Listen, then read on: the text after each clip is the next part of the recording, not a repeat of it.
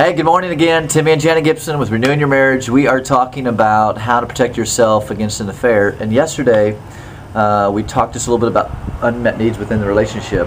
And I wanted to kind of give you a little bit of an example of how that works. Let's just say that your wife is needing your emotional support. And yet you, as the husband, come home from work, sit down on the couch, grab a beer, bag of chips, and the clicker and start watching football. And she's being emotionally neglected. Well, there is someone at work, that a male figure, who does give her non-sexual touches, pats on the backs, compliments, starts meeting her emotional needs. That's how affairs happen. If me as a husband am not going to take my job as a husband or my role as a husband seriously and do what I can to meet the emotional needs of my spouse, then I leave the door open for someone else to come in and meet those needs. Shame on me for doing that. And so that's how that unmet needs within a relationship, that's how that can happen. It's the same thing with a man. If a woman's not ever having sex with her husband, that leads him to be very needy sexually. He needs it, and there's some little woman at work that strokes his ego, compliments him, flirts with him.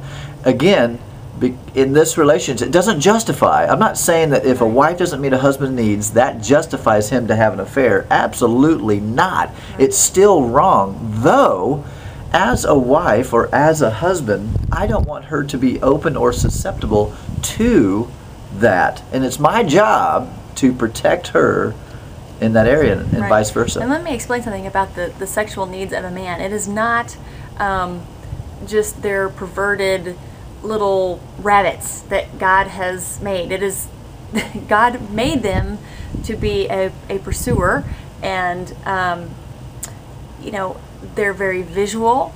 And most men, not all, okay, again, there's always exceptions, but most men need to be needed sexually, just like we need to be needed by our children. We need to be needed emotionally. That's why we've got our girlfriend connections, and you know, that's how God made us.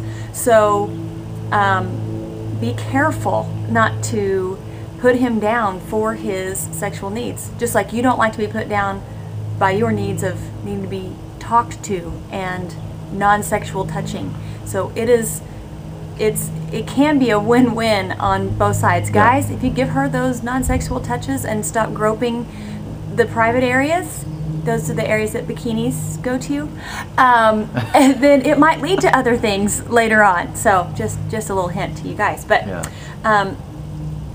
we just make sure that we run into this all the time when we talk about all the time, you know, guys' sexual needs. It's like I said, guys, they talk about it, but yet they don't, because women, we shut them down. Great, that's a great book, and we'll close with this. A great book you should read is called Sacred Sex.